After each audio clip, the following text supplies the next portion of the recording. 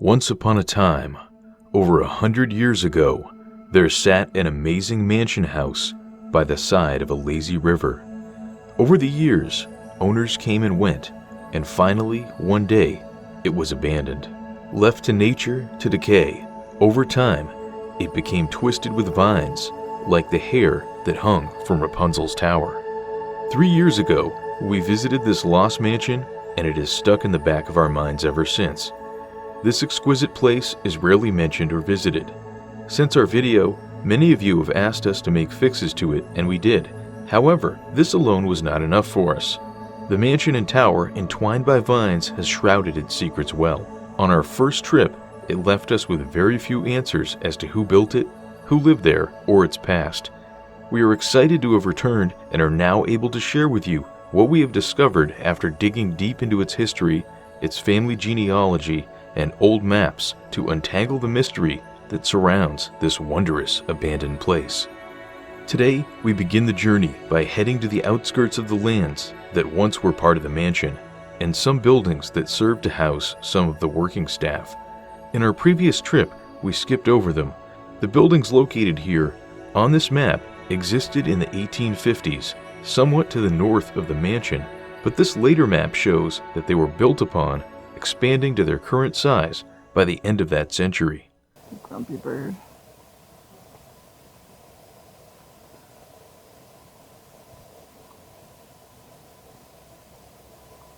The insides of this stable and kennel is far better preserved than the mansion, and I think given the similar build date gives a glimpse of a lower class version of what the insides would have looked like. A few broken windows are open on one side.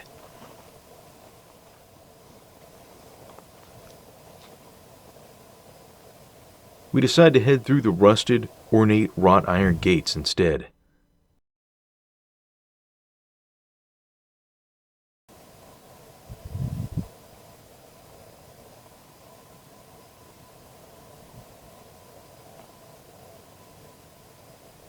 There are a few tags, but not much vandalism.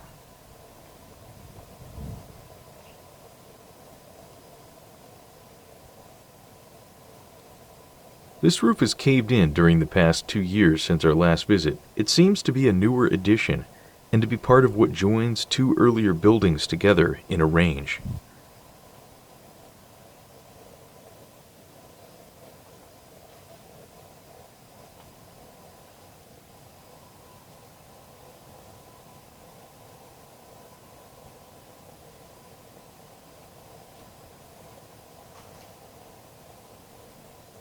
We know this room to have been the kennels where dogs were kept.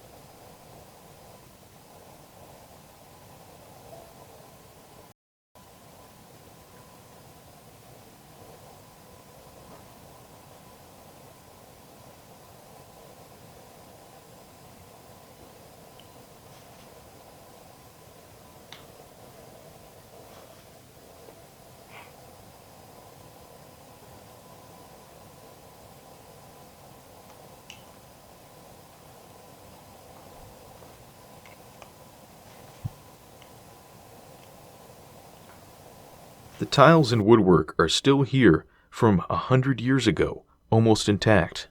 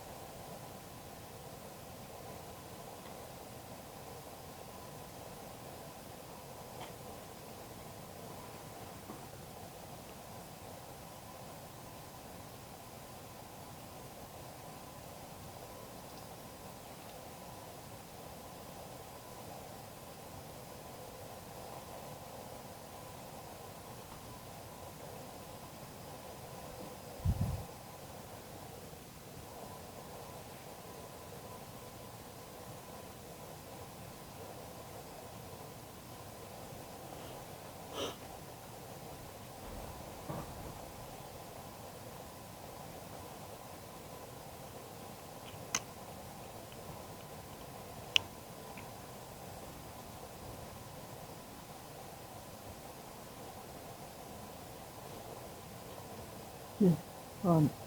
loud and freaky because of the condition of the roof.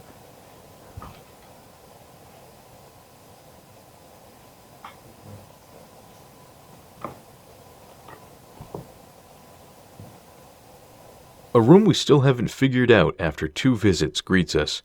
It has some shelves, what seems like kilns or vats. If you have any idea what this is, do let us know in the comments.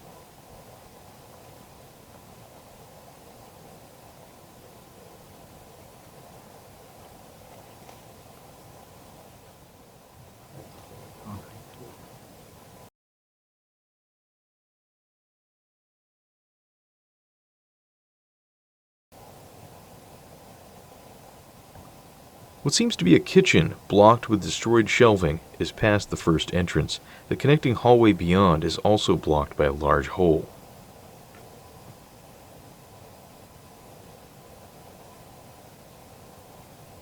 Another kennel is past the next door, very similar to the first.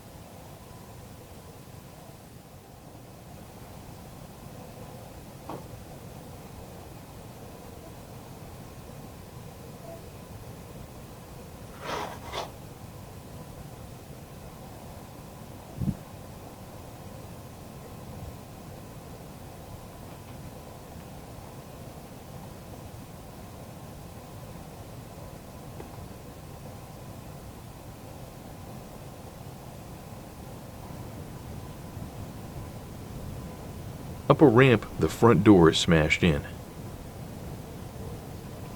This is even worse, way worse than before. There's a door that has collapsed from above. Yeah, no, the stairs are worse. Everything's worse. I mean, not that that's a big shock, but I'm not going there.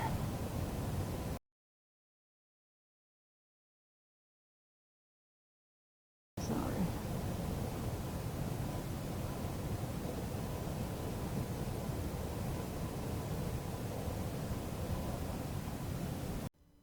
A pink carpeted stair leads upwards.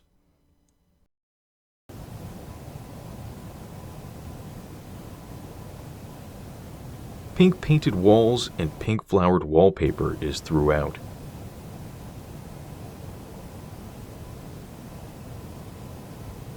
The floor above the landing is gone, making the second floor inaccessible. The floors here too have large holes in them. I mean, that could make for an interesting photo. We go around the side to a back section, which would have been one of the two original buildings.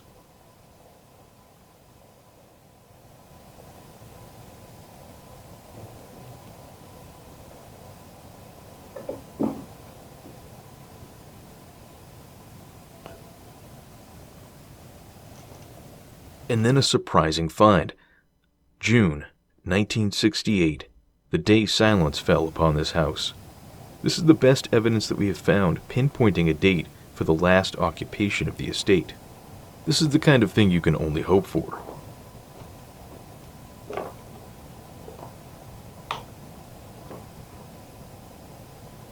Up the creaky old green stairs.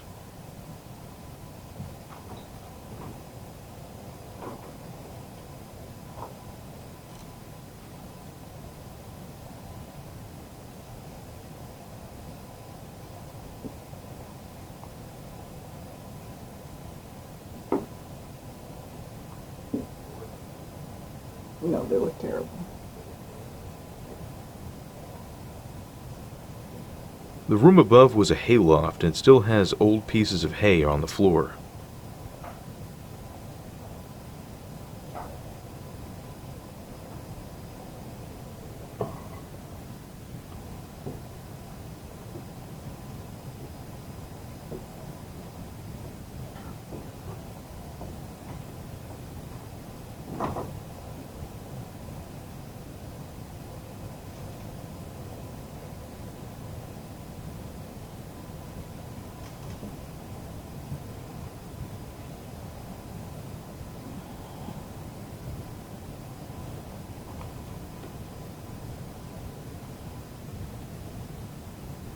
The cover of a child's book. Clearly, at one point, a family lived here in the house's last days.